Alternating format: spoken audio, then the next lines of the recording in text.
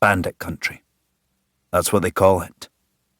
When civilization dims with the daylight and the gangs come out to play.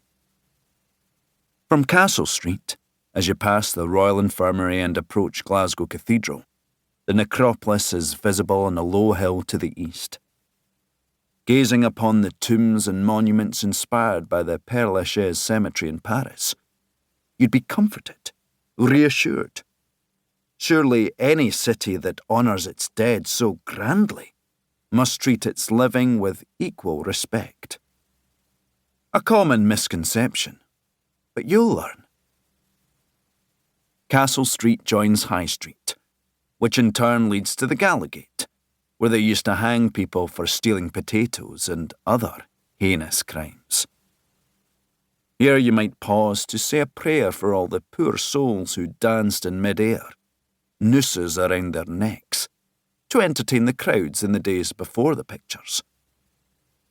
If you're of a religious persuasion, and in Glasgow it's hard not to be, a certain flexibility is an advisable survival instinct. Staying true to your faith might get you killed when those age-old questions known to every child in the city ring out. What school did you go to? What team do you support? Or more bluntly, you a Billy or a Tim? A Billy being a Protestant and supporter of Rangers Football Club, and a Tim a Roman Catholic and fan of the rival Celtic FC. Part of the fun for the interrogator is not letting on which side they themselves favour. Of course, you might encounter a nutter who'll declare himself in the opposite camp to whatever you answer, just because he wants to hurt you. Turn onto Garngad or London Road, and you're entering areas patrolled by some of the biggest Catholic gangs in the East End. The Santoy, whose name comes from some obscure slang for boys. The Kent Star, from the teeming tenements of Kent Street. The Calton Entry, who ensure no one sets foot on Calton Street without their permission. And the Cheeky 40, who number more than 40, and whose idea of cheek is a slash across the face, not the sort of witticisms delivered by comedians at the Empire. A gala strut, a Celtic scarf and a half-decent selection of Irish rebel songs might help you navigate this fiefdom, if you hold your nerve. However, even if you do pass through unscathed to continue along London Road towards Main Street, you'll hear the drum of boots on cobblestones and the strains of a song that will chill your newfound Catholicism to its core. Hello, hello, we are the Belly Boys. Hello, hello, you'll know us by our noise. We're up to our knees in Fenian blood, surrender or you'll die, for we are the Brigton Belly Boys.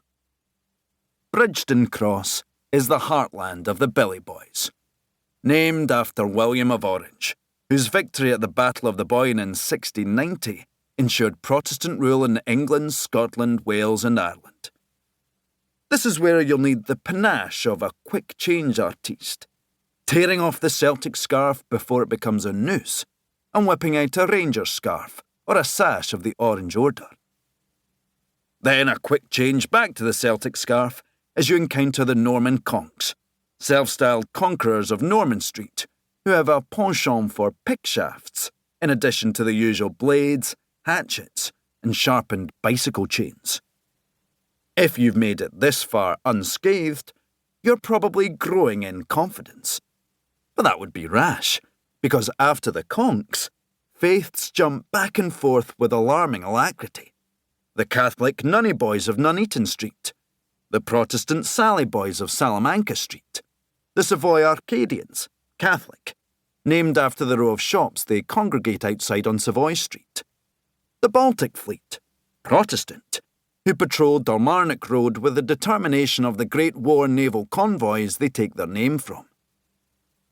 To stay safe, you have to switch religious allegiances with bewildering speed. Celtic, Rangers, Rangers, Celtic. God save the King, God bless the Pope. God, get me out of here.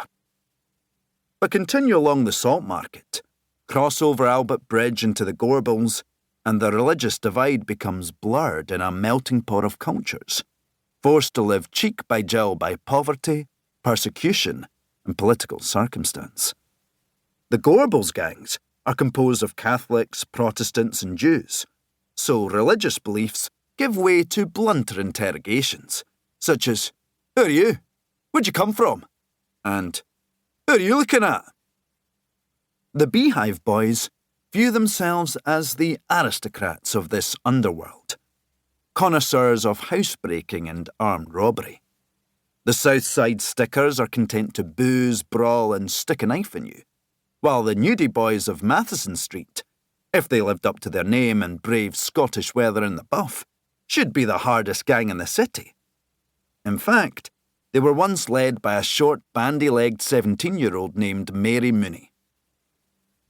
And that's only 2 areas you've visited. What about the rest of the city? Plantation, Anderston, Govan, Kinning Park, Maryhill. Bandit country. Watch your step.